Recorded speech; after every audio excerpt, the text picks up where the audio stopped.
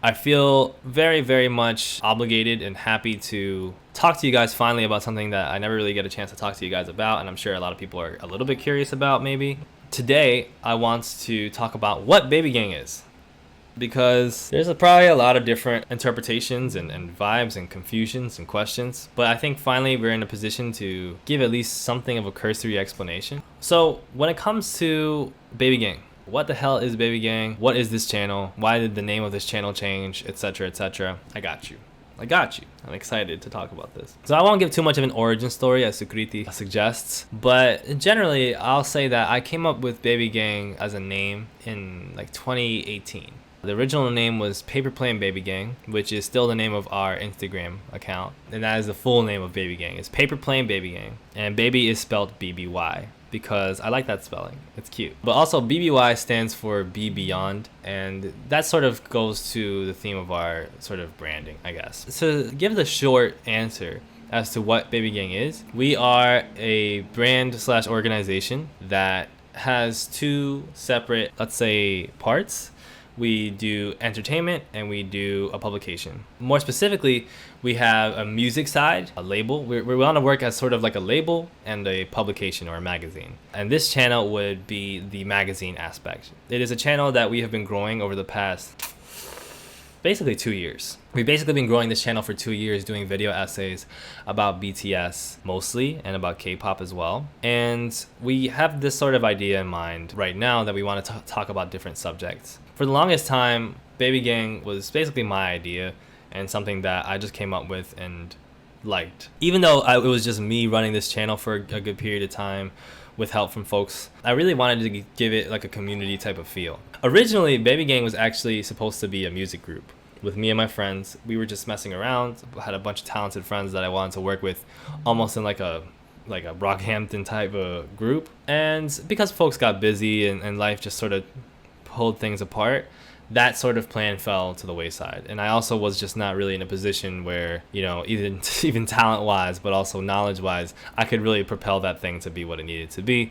So eventually it kind of gave way. When I became a BTS fan as a journalist, I started covering them first and then became a fan and realized that the journalism industry was not really compatible for doing a lot of BTS coverage the way that I wanted to do it. I lost some connections with some folks because folks were dubious of this, and I ran into some issues working with pieces about BTS for publications. And so I kind of figured, well, these things don't pay that much, these editors don't really get it, and YouTube is this space where I feel like journalism is at its peak in a sense. It's at its most intriguing because on YouTube people have been doing video essays as well as other types of commentary and investigative stuff that reveals all these different stories and gives all these different information, and in a way that's journalism. But a lot of these folks lack the kind of journalism experience. Maybe some of them aren't as good as others, whatever. There's some brilliant ones, of course, but I felt like maybe this is the direction that I want to go in, especially because I'm more interested in multimedia and doing video essays and stuff like that. So I decided to do BTS video essays on here, and I was super thrilled at the response. We have a few videos on here that have hundreds of thousands of views, and that's something that I was not picturing for myself for a good period of time. But we found that there were all these different subjects, from Orientalism to Orientalism, all types of Orientalism, but also just different kinds of things to talk about regarding BTS and K-pop that we didn't find there was any space for people on YouTube talking about. I keep saying we, but it was basically me at that point. I didn't feel like there was anybody talking about it. I didn't feel like there was coverage of it sufficient enough in publications, nor was there like a home for that. And I feel like on YouTube there was an opportunity to do that, especially with all the folks that love to talk about BTS and that, you know, give views to BTS videos. But there's a lack of BTS videos that were doing like a real type of explorative and investigative and journalistic content on BTS. The majority of the views that BTS fans give often go to like reaction videos and like compilations, which there's a place for those, but I felt like they took up so much of the market. And when there's all these different interesting conversations to have about BTS and all these things that should be debunked, you know, there should be some space for that too. So I try to step in and do some of that. And I'm really happy with some of the videos we made, with all the videos we made really. But I couldn't have done it without Danai. Danai is another army who I met during like that first few months of this channel sort of becoming the essay space, that offered to be an editor. She's from Chile, and she told me like, listen, I make I study film and I know how to edit videos, and I would love to help out, and this is my rate, and da da da. And since then, I've been paying Danai a rate, as everybody should pay their editors a rate, to be putting these essays together. And Danai has been super, super good, of course, as you guys have seen. Not only has she been like excellent from the start, but it's like she's getting better every time she does something. And this channel would be nothing without Danai. Danai is the one who makes the videos. I'm the one who makes the essays, right? But Danai is typically the one who makes the videos. Of course, over this past year, things have sort of shifted in a sort of different direction. I have all these different things that I like to do, and I've had all these different things come up in my personal life and all these different ideas, and things kind of got a little bit overwhelming.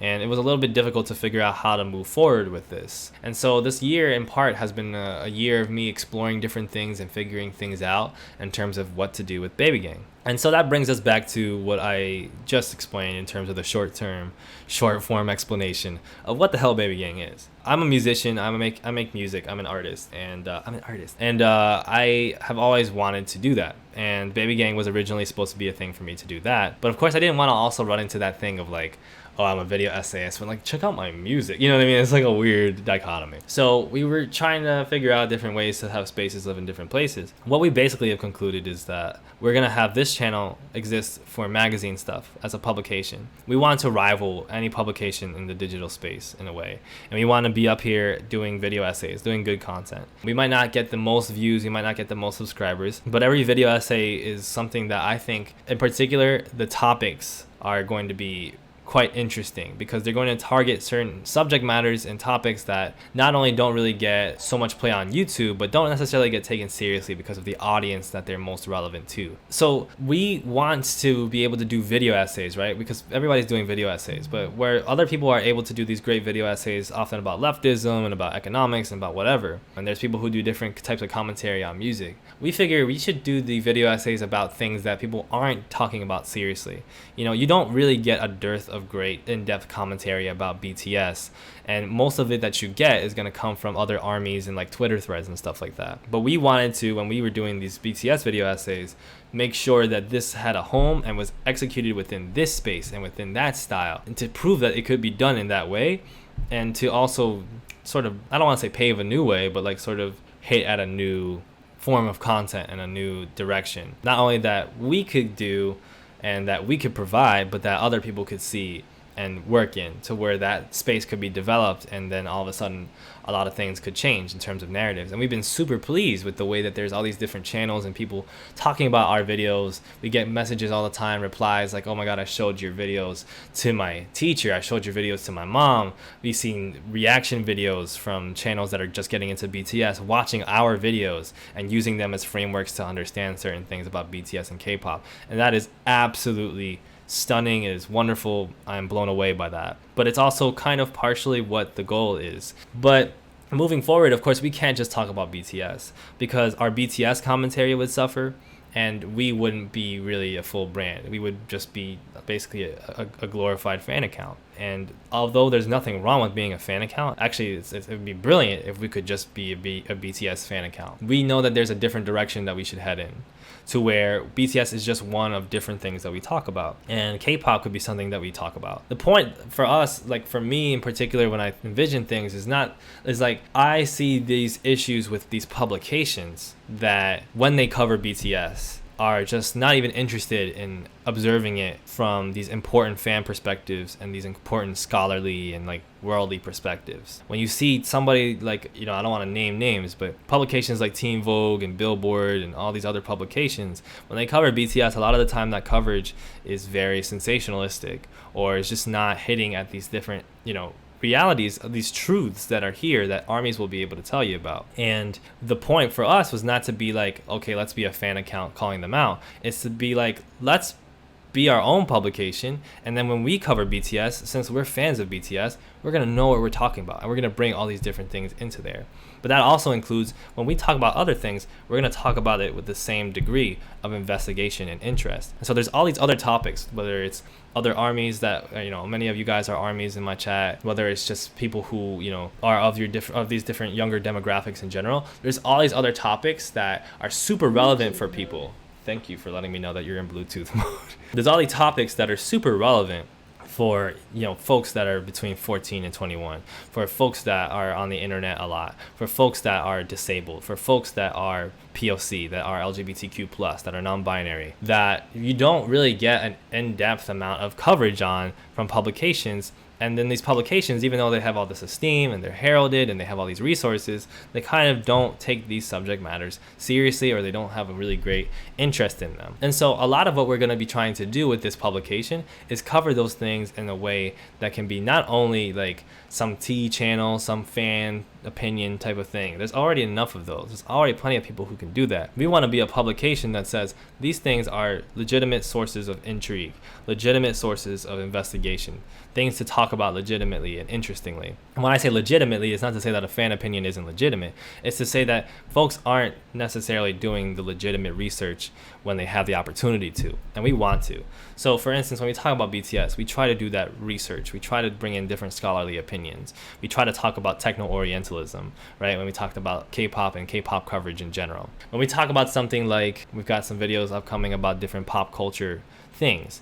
These are things that, yes, we see discussed. Yes, things are popular, but they're maybe popular in a section of people that you don't necessarily see as valid. A lot of times they're things that are taken interest in by young women, and young women are typically not seen as a serious audience worth serious discussion. In addition to that, we want to be able to show you guys that it's possible to make a publication that is run by young people, that is run by the people, and that you don't have to rely on major publications and major, forms of legitimacy to legitimize your magazine, to legitimize your publication. We want to show you guys that actually, here's us. We're some mid-20s somethings. We're some folks that are, fans of these mediums and properties and artists. And here's our publication, and it's cool and it's better at these things. Instead of having to feel like the only way to get some sort of good coverage of something is to wait until some cool journalist pulls up and writes a piece for Rolling Stone one day and then, cling on to that. That's a sad state of reality. And what the reality is that the media landscape entirely is it's a fraud. It's a farce. It's these massive multi-billion-dollar conglomerates that are just interested in securing funding for themselves and doing the same kinds of things over and over again to push a neoliberal hegemonic idea, to push a neoliberal hegemonic status through their media. And where you might get representation, you might get diversity, and you might get cool articles from great writers, all the time even. That's not what the point of the publications are. For us, our point is not necessarily to represent a revolution, because revolution can only be achieved by revolutionary actors, by praxis, by protest, by, organization in the streets. But what we want to do is at least provide a company or a publication that can talk about something else, that can inspire something else, and that can come from somewhere else. It doesn't have to be fucking Condé Nast, It doesn't have to be that. And it can be just as legitimate. And again, like we say when it comes to the BTS stuff, because we're shifting away from covering BTS stuff so much, our BTS commentary would suffer if all we did was talk about BTS. Because we have this opportunity in what we do to cover all manner of different things that can inform not only our audiences that we are, more than just fans of BTS, and that we're interested in covering all these different things, but also can inform ourselves of, when we come back to talking about BTS, these different things. And so I know a lot of you guys are BTS fans, and there's a lot of folks that kind of expect us to be a BTS channel, but that's not really what we are anymore. We're a channel that will cover BTS, but we'll also cover something in J-pop, something in the Western music industry, something in film, and then, every 5th essay, every 10th essay, every 16th essay, whatever, here's a really good essay about BTS. And that's just our direction. And, for some of you guys, you might feel like that's not the right direction.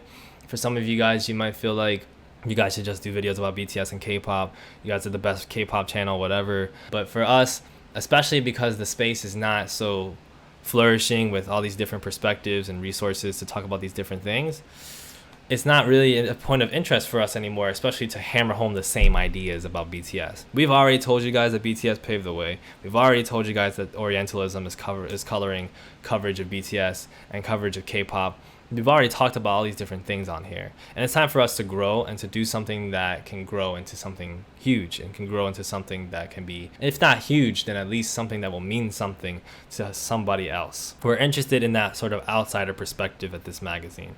We're interested in the outsiders that are from backgrounds that are not taken seriously. We're kind of like an outsider publication, but we're also going to prove to you guys that we're going to make some good content, and that content is going to grow the channel, because there's a lot of different audiences, whether it's, you know, more mainstream audiences that are already watching video essays, or people that have never watched a video essay before but have been waiting for a video essay talking about what we're going to talk about. We're going to grow this channel, and I don't know if it's going to end up being like 50,000 people or 50 million people, but this publication is going to be big. And that's the goal for this publication side, is for it to be a big, good, not big necessarily, for it to be a good, cool publication. That's basically it. You know, if you wanted to skip to the TLDR, we want to make a big, cool publication that does big, like this. We want to do a cool publication that does cool things. That's sort of the goal of this side. The music label side, well, a lot of what we cover here in the music industry, a lot of what we cover here on the publication is stuff to do with the music industry. A lot of you guys are learning about the music industry through things that we'll talk about, that I talk about on the stream sometimes. And, you know, this, it's not necessarily that the label is started from this perspective of, oh, we're going to do a music industry revolt. You know, I'm an artist, and I've always wanted to put out music, and I need something to put my music out through. And I'm going to do it myself, and I'm going to do it independently. And the person and the brand and the thing that I'm going to do it under is Baby Gang. We're going to have a separate channel for music where my music will be on. The music label, it's a little bit straightforward, right? We want to be able to put out some music. And we have some channels in our SoundCloud account and our distribution. We work through DistroKid and our Bandcamp, where we're going to put out music. And the main artist is going to be me. I'm the flagship artist of this brand. I'm the person that, you know, of the four of us, I make music in the team. And through that, you know, I'm going to try to build my music career. And you guys can have absolutely nothing to do with it. You might have no interest in my music, but the second side is the label. And what the goal is of the label is really to establish something for, of course, myself first, and that I'm the person that's here, but also kind of create music that inspires folks from these backgrounds as well. Right, it's the interlinking of the branding between both parts. It's the Baby Gang aspect. Baby Gang is meant to be like a community, larger than just the team behind it, but also the folks in the chat that come by, the donors. And the music that I make, I'm striving to make music that can feel a little bit different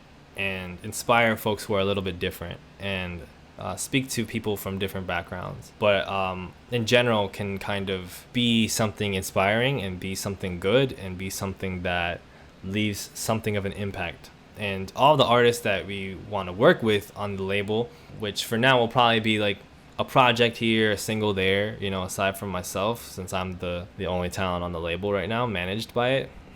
That's all still the case. We want, you know, when we work with an artist, we feel like there's somebody from a background, or there's somebody doing something unique or interesting, and they're going to put out something that inspires folks from these different backgrounds. Now, what kind of backgrounds am I talking about? Again, like, we have a special interest in folks that are younger people, but we also have interest in, you know, we don't really particularly care so much about age so much as the communities and the interests that you have. If you're somebody who's from a marginalized background, if you're somebody who's interested in mental health, if you're somebody who's interested in creating progress and doing some good things in the world, we think that the music that we put out on our label side is going to be music that speaks to you guys, or that you might be interested in.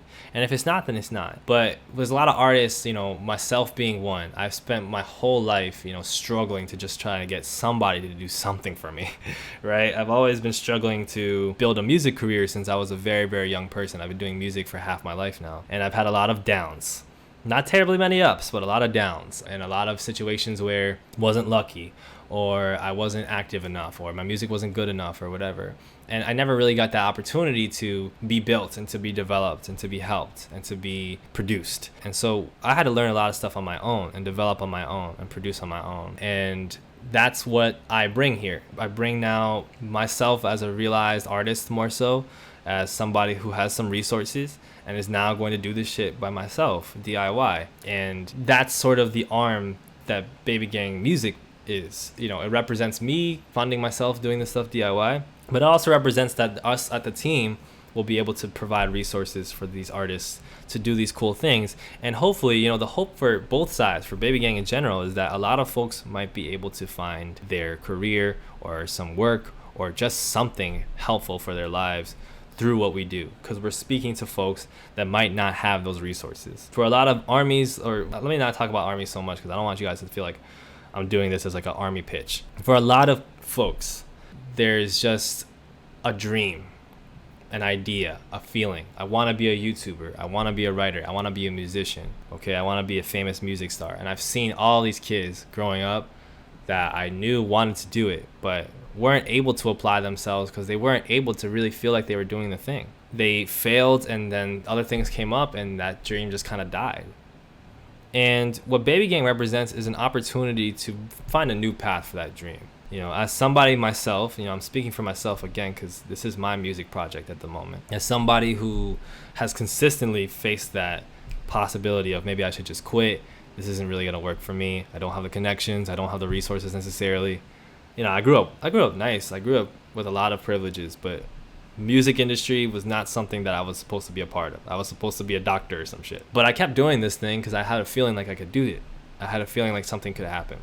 And so if I succeed, if I build a career in music, I hope that you guys feel inspired by the music that I create and inspired by the story and the journey that I've gone on, from being a very young person, self-motivated, just knowing that this is what he wanted to do, to getting to a place where he recognized how to make it work without having to beg for somebody else's production or beg for somebody else's stage and platform.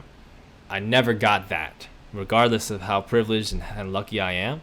One thing I never got was a label on the other end of the phone saying, we'll give you a few $100,000, or a producer saying, work with me, we're going to get you signed and we're going to get your music out there. You know, I mean, there were attempts, but things just never worked out. And so I'm doing it for myself, and the Baby Gang music side, it feels a little bit weird at the moment. It doesn't feel like something that really makes that much sense. It doesn't feel like something that really coincides with the publication, but I feel like it's there for a reason.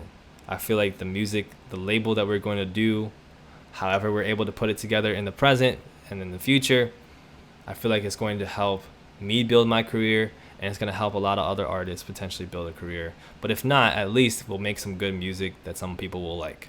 And that will be enough for me to say this was a good project.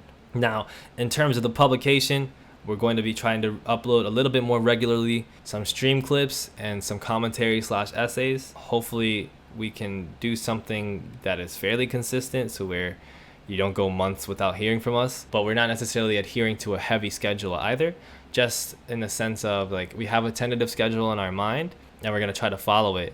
But if something comes up, you know, we don't necessarily have the resources or the situation right now to just constantly be doing the one thing. And you know, life can be tricky sometimes. Regardless, the goal is hopefully to be able to put out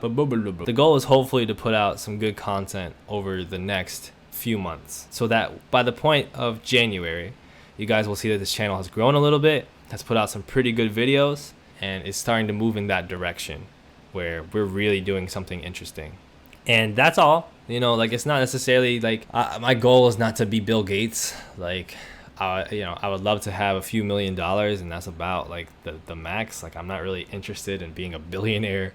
I'm not really interested in being Billboard. I'm not interested in being the New York Times. I don't want to be the editor-in-chief of the New York Times. I don't have those kinds of ambitions for the publication, and I think the publication will speak for itself in terms of how we are able to do things. But for those who are curious, I want you to know that this publication serves as a place to create content that is a bit more thoughtful and a bit more inspiring and a bit more educational regarding topics that you might not feel like are ever going to get that kind of coverage. Maybe we're going to cover some stuff that gets covered, but we're going to do it in our way. You understand what I'm saying? Like if we ever do a video about Drake or something, it's going to be a video about Drake that nobody else could have made. And whether or not it was the best video about Drake, whether or not it's the best video essay about Olivia Rodrigo, the best video essay about a political situation in America, it's the Baby Gang video. And nobody else would have been able to replicate that. And as far as the music, we're going to do a similar thing.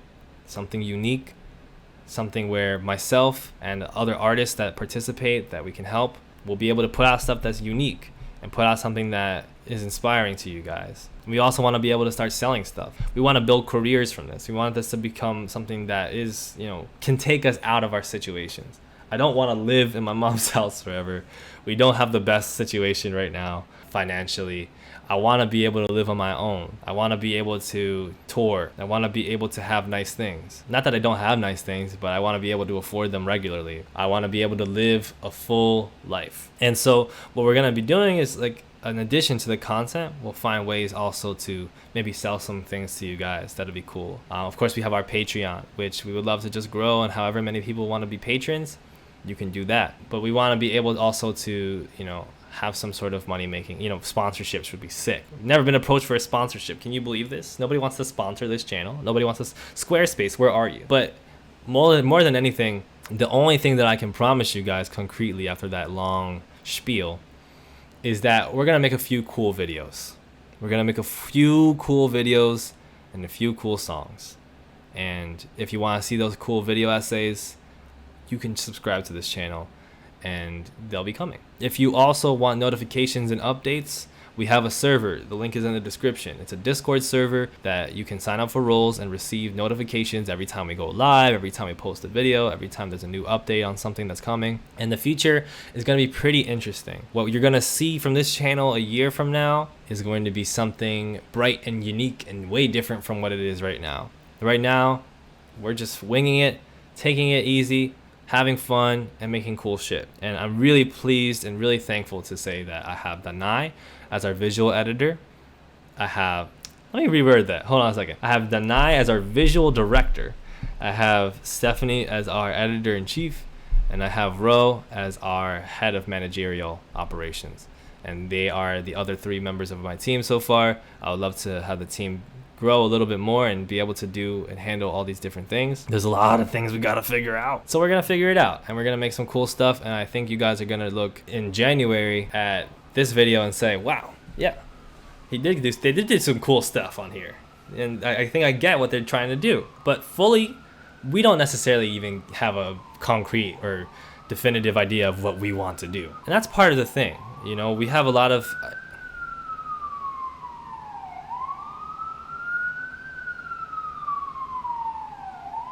just take this opportunity to drink. We're not sitting here saying like this is exactly the plan step by step. These are exactly the topics we're going to cover. We're not going to sit here and say we're a music publication. We're not going to sit here and say that we're anything super defined or concrete, because we want to continue to bring that brand of we are some folks doing whatever the fuck we want. And we have the belief in ourselves that even if other people don't think it's cool, that we're going to think it's cool. That's all that really matters. Even if just one of you guys thinks the next video is cool, even if we get no subscribers or no views, we're either going to be able to look at ourselves and say, this is great, or we're not.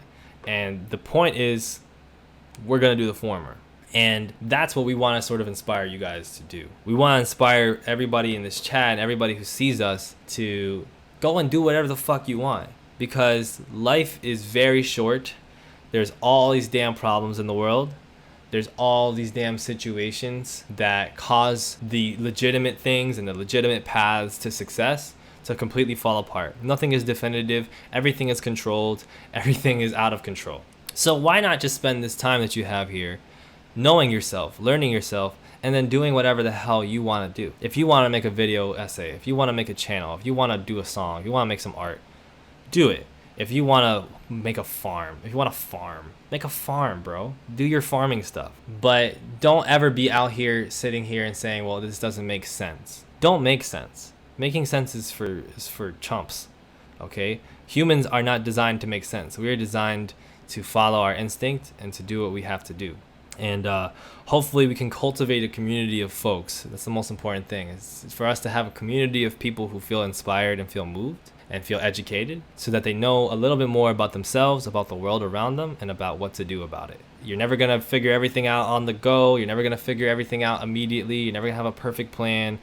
That's a lie. It's a corporate lie. So the reason we call ourselves Baby Gang, the reason I love the name Paper Plane Baby Gang as a sort of conclusive statement, is that baby is about being the baby.